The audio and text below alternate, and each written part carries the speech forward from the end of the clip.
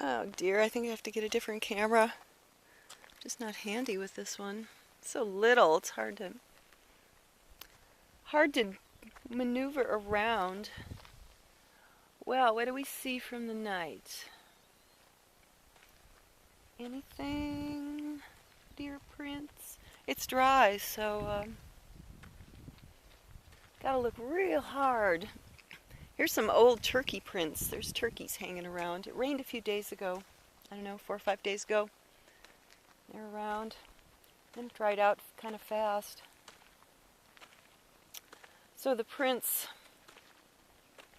made a nice indentation. Okay, so here we come to this bush here. This is where the maha likes to scratch. I'm going to go over there closer, but this is just so you can see again where it is in relation to my house. Not too far. There's the barn. Okay, so we're going to go over there. Oh, what's this? Oh, looky here. What is that? That is not a lion poop. It's something, though, that eats. It's a stick. Hey, if you want to know who's walking around out here at night, you have to look at things like droppings and scratchings and prints in the dirt. I can see little plant material. That wouldn't be maha. But it's something that also eats other critters because there's some fur in there. Okay, so this is his. Yeah, you've seen this before. I've videoed this before. I'm just going to see if there's anything new. Oh, that looks, oh my, that looks pretty new. Does it or does it? Well, it might be the same age as these. And these are pretty recent, I would say within the last couple of months. I don't know, that one? Nah, that's part of that. That's the same. You can see, that was all from the same night. Got it, a good one. Yeah, he likes this bush. And look at these. Hold the camera this way. Okay, all the way up. This is tall, This is starting to stand on tippy toes to reach that. So you can imagine that's a big creature. They're long and they've got really long tails, so they can look like they just go on, for feet if you see them. You see them romping about. Oh, there's another one.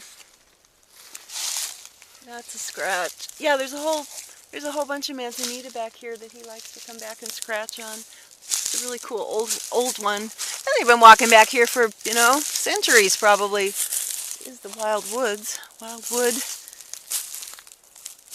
Yeah, look at this one. I can get over there comfortably. He didn't like it when I came back here with my chainsaw and started taking out some of the really old, yucky ones. I didn't touch anything that he scratches on, of course, but, they're territorial. They do this to mark territory, obviously. Look at that. That's been scratched on just forever. That's a real power staff there. If I was going to make another staff, I already have a couple. If I was going to make a third one, I would, oh yeah, there's some little fresher scratches. I would get one of these with the maha's energy, but then I would risk, trifling with his territorial outposts, scratching posts. Yeah. Okay, so I'm going to make my way out of the brush here, go back to the driveway. Yeah, this is when I first got my chainsaw. I'm looking for stuff to cut, Oh, that's poison oak. Don't touch that. P.O. Yeah, stay away from that. So here's this old buck brush here. It was much bigger, and I said, oh, I'm going to cut that up because that's nice, hard chaparral wood. Burns real nice. And, yeah, I created a bunch of fumes here. He didn't like that, and he came the next night or a couple of nights after and just made a whole ruckus with the cats. He scared the cats up into the trees and let me know he was really pissed, So I had to come back here and throw some lavender around, make sure that he knew it was me. And here's a piece of glass I'm going to pick up. Oh, there's a lot. more. Yeah, there's all kinds of, debris you find. I find it out in the field. I just like to pick up glass because I walk barefoot. So getting out of the chaparral and back into the driveway. Yeah, looky here. Isn't it beautiful? Spring is so beautiful. It's such a fleeting season. It's like here and then gone, and then it's dry for a long time. So down here, this is where a little trail going down to that trailer where my apprentices used to live. And Maha, he likes to walk down here too. There's a pooping spot. Likes to go. Oh, here come the babies. Are they coming? You coming? Come on. Yeah. Yeah. Yeah. What? Going for a walk. Why aren't you coming? You're only coming now. Come on. Oh, don't cry. It's not like we're in the woods or anything. I don't really like them to come with me into the woods. One never knows who one might meet. And I'm not too worried about myself, but Maha, yeah, I don't want to tempt him. Especially not with my little ones. I wouldn't like that too well. He's pretty well behaved, I must say, for as often as he's around. Okay, now, there's all kinds of stuff that happens on this driveway. I usually see some kind of something, either discover something old or see something new, like a dropping or a paw print or a claw print.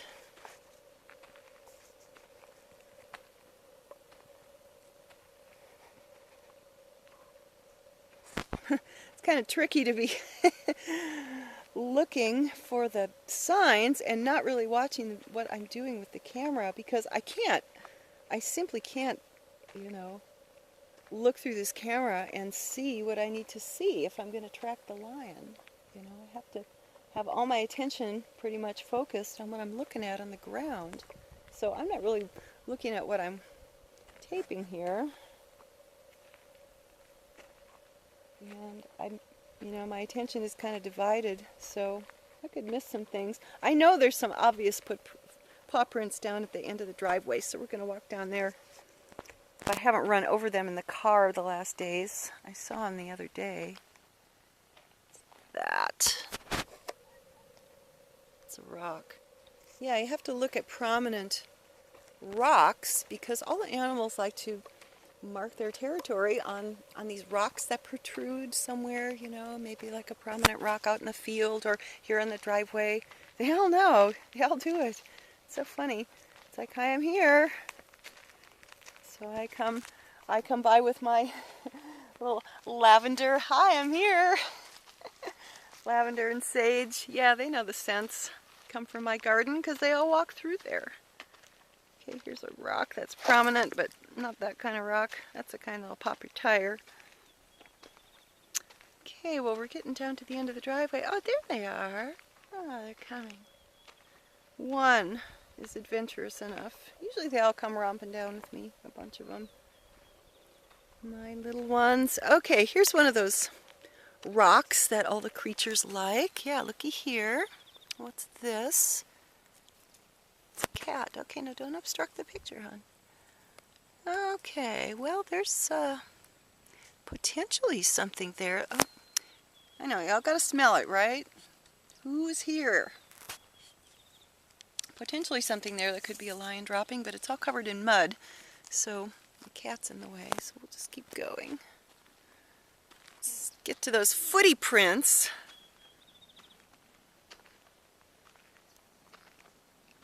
Yeah, this is my little end of the driveway, and then there's a little lane that goes up, kind of around the big part of the big Manzanita field, and then we come to those kooky neighbors of mine, the Borg. Yeah, I tell you stories about the Borg. I won't today because that could be a whole book. Can't wait to write that one. That's going to be, however I tell it, is going to be full of fun. Okay, so looky here. See there? There's a Maha print. Okay, no, you're in the way, sweets. Yeah, looky there. So whenever I see one of these, a lot of times, if it's a good one, I just like to come and put my foot on the footprint because it's my little way of saying hi to the maha. I'm sure he gets it. He probably feels his paw twitch. The paw began to twitch. Okay, yeah, we like to feel the indentation of those paws and those claws. Yeah, should we get down and look at it really close? Yeah, look, there's a couple of them. There's one there. Yeah, see? Sometimes I find just, a couple of toe prints or claw prints in the dirt. And I just know. I can just tell, oh yeah, that's a maha. And sometimes that's all they leave, because when it's hard, the ground is hard. They don't leave the footy prints like in the mud. That's a few days old. I've seen that already. But I just thought we'd come down here. And then here's a buckbrush, that chaparral plant that I took the chainsaw to that he didn't like. That's what this is. And this just smells. It smells so good. It's just like perfume to me. I don't know. I love it. It makes some people sneeze their heads off. I mean, there's so much here that blooms in the spring. I mean, it just wafts off the trees, these big clouds of pollen. Yellow clouds. Yeah, there's my orchard. Isn't it pretty? Apple trees are blooming. I might have some fruit this year. I don't know. We'll see. It's not always that desirable for me to have an orchard full of fruit because there's 100 fruit trees there. And that I sort of feel compelled to water it, if there's fruit. But we'll see. It's still early. It could still freeze. You know what they say. Never put your summer crops in before frog jump. That's what they say out here. And there's a reason for that. Frog jump, that's mid-May. That's like the county fair. Yeah, because it's the mountains and it can freeze, even though it can be 80, 70, 90 degrees for some days in the spring. It can still freeze. It can freeze. So this year, I don't know. Could. It might not, It's that kind of a year. It's a really strong spring this year. Really strong sun force. And it might get down there, or we might get a cold storm, which is likely, but I'm going to have my garden client, one of them, here in Mountain Ranch. I'm going to put her tomatoes in, I think in a week. And cover them. Yeah, you got to cover them if you're going to do it. So I wouldn't do it without covering them, and she's got what she needs. So let's go back down and walk through the field a little bit, I think, and get off the driveway. Yeah. Yeah, it's a really strong spring. The grass just grows like mad. It grows like mad right now. It grows inches almost overnight. And I'm going to have to get back out and cut it again. My weed whacker. Okay, well, I'm going to walk a little faster. Fast forward over there to where I can get out in the field. And maybe let's go down to the pond and see what's going on down there. Hey, you coming? Are you coming? Yeah, you need to come. We're going for a walk. You like to go for a walk? Yeah, we're going to cut through here and go on to the field. Still got this glass in my hand. I'm going to put it in my pocket in case I forget about it. Okay, looky here. Here's the field. Yay. Let's go out here. Pasture. Where I used to have some cows. Yeah, I had these cows. I had 2 cows. They were funny. I don't miss them. It was kind of like a lot to have them. I mean, they weren't much work, although they had to feed them. They're destructive, They tear the fences down, and my fences are already just ridiculous. I mean, look at this. Okay, I have a 1/4 acre fenced in, but it's really not fenced in anymore because there's things like this gate over here. I'm going to zoom in on. Look there. Well, it was a gate. Yeah, come on in. Yeah, and of course, you've seen my silly fence. It's ridiculous. It's absurd. Okay, let's go this way. Yeah, we've got lupins this year. There's a few patches of lupins here and there. If it rains a couple of more times, it'll be a pretty good wildflower spring, I think. because it won't dry out so fast. But yeah, it's been a pretty dry winter. We had a lot of rain in the beginning.